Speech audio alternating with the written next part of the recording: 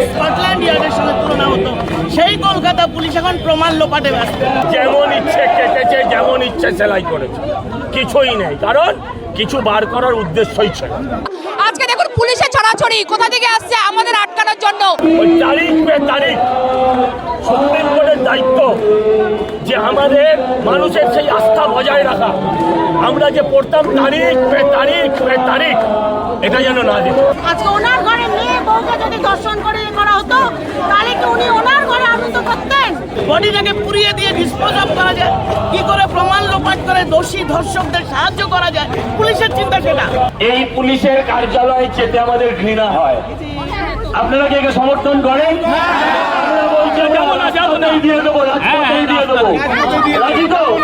যে আপনাদের সিটারা কোথায় বিক্রি হয়েছিল, যে আপনারা টাকা নিয়ে একজন মহিলার মা বাবাকে টাকা দিতে গেছিলেন, একজন মহিলার মা বাবাকে টাকা দিতে গেছিলেন, আপনাদের টাকা ছুড়ে দিলাম, আপনারা নিয়ে যান, নিজের ঘর সংসার চালাবেন।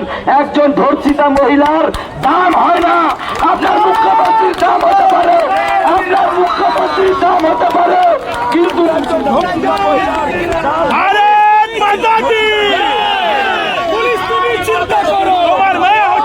নিজস্ব তো কোনো কিছু নেই, থাকলে উনি এই কথাটা বলতেন না যে পুজো আসছে আনন্দ করুন। ওনার আনন্দ দিন, যার জন্য ক্লাবে ক্লাবে উনি টাকা পাঠাচ্ছে। আজকে ওনার ঘরে মেয়ে বউকে যদি দর্শন করে করা হতো তাহলে কি উনি ওনার ঘরে আনন্দ করতেন? উনি কি তখন বলতেন যে আনন্দ করুন? উনি কিভাবে বলছেন এই কথাটা?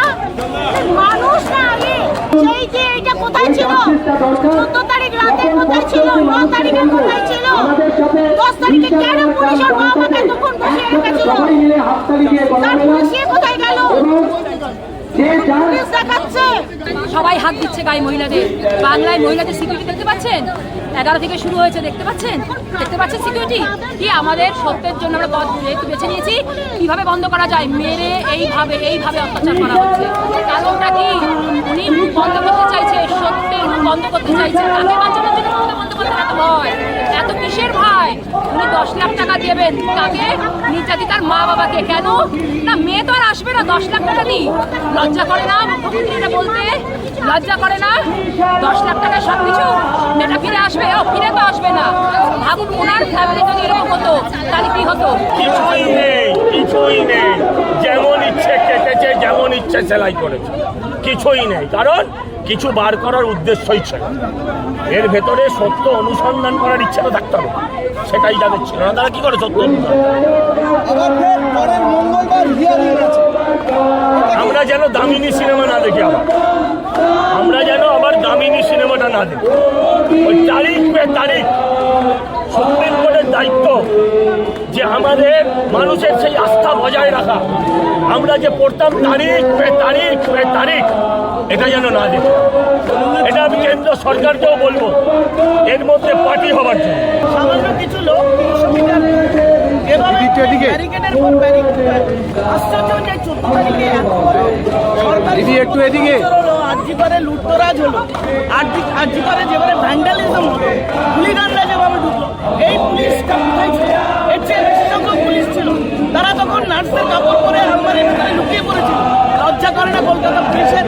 যে কলকাতা পুলিশ একসময় স্কটল্যান্ড ইয়ার্ডের সঙ্গে তুলনা হতো, সেই কলকাতা পুলিশ এখন প্রমাণ লোপাটে ব্যস্ত। কি করে ডাক্তারদের মেরে ধরে তাড়িয়ে দিয়ে, কি করে বডিটাকে ছুঁ মেরে নিয়ে গিয়ে পুড়িয়ে দেওয়া যায়, কি করে পোস্টমর্টম করে 3টে বডি এখানে ফেলে 2টো বডি শ্মশানে বাদ দিয়ে বডিটাকে পুড়িয়ে দিয়ে ডিসপোজ অফ করা যায়, কি করে প্রমাণ লোপাট করে দোষী ধর্ষকদের সাহায্য করা যায়, পুলিশের চিন্তা সেটা। খায় আমার পয়সায়, মাইনে পায় আপনার আমার পয়সায়, আর আমার ঘরের তিলোত্তমা, আমার ঘরের অভয়াকে নিয়ে যখন খুন হয় তার কর্মক্ষেত্রে পুলিশ তাদের সাহায্য করে। শুধু ধিক্কার বললে কিছু হবে না। এই পুলিশ থেকে ভর্তি করার কোনো নৈতিক অধিকার নেই, এবং এই পুলিশের চাকরিটা কিন্তু রাজ্য সরকারের শাসক দল তৃণমূল দেয়নি, তারা নিজের বিদ্যায় করেছিল, তারা ভুলে গেছে। কার্যত চিকিৎসকদের জানিয়ে দিলেন যারা আন্দোলন করছিলেন তাদেরকে অবিলম্বে আন্দোলন করতে হবে, নাহলে এটা আমি একজন ডাক্তার হয়ে আমি এটাকে ওয়েলকাম করছি। কারণ আমরা যারা ডাক্তার বা ডাক্তারি করতে আসি, আমরা কিন্তু পরিষেবা দিতে আসি, আমরা মানুষের চিকিৎসা করতে আসি, আমরা বয়কট করতে আসি না। এই চাইছে তাদের দিদির তিলোত্তমা বিচার পাক। আমরা বিশ্বাস করি দেরিতে হলেও যেভাবে মানুষ আজকে রাস্তায় নেমে সাথ দিচ্ছে, যেখানে সারা রাজ্য আজকে তিলোত্তমার বিচার চাই বলে রাস্তায় নেমে পড়েছে সকাল দুপুর বিকেল রাত। সুতরাং আমরা বিচার পাবই, বিচার আমরা ছিনিয়ে আনবো। সেই জায়গা থেকে আমরা কাজ করব, কিন্তু আমাদের নিরাপত্তা দিতে হবে। ডাক্তাররা নিরাপত্তা পাবে, ডাক্তাররা কাজ করবে, তিলোত্তমা বিচার পাবে। বাংলার মানুষ তো এটাই চায়। বাংলার মানুষ চায় এই শোষক ধর্ষক সরকার আর না থাকুক এবং রাজ্যে সুশাসন, সুব্যবস্থা, পুলিশের রাজনীতিকরণ থেকে মুক্তি পাক এবং এই দুষ্কৃতীদের শাস্তি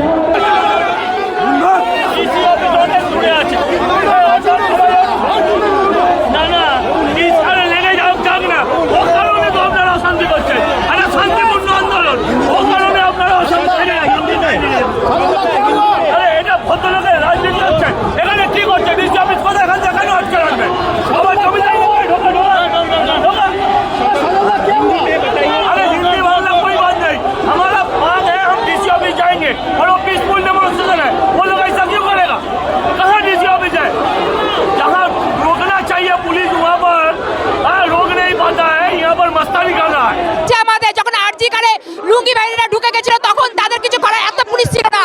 আজকে দেখুন পুলিশের ছড়াছড়ি কোথা থেকে আসছে আমাদের আটকানোর জন্য, সত্যের মুখ আটকানোর জন্য পুলিশ এইভাবে আমাদের আটকে রেখেছে। কতদিন আটকাবেন আপনারা? পারবেন? মমতা সরকার বাহিনী, এই পুলিশ বাহিনী আটকাতে পারবে? সত্যের মুখ এইভাবে বন্ধ হয় না।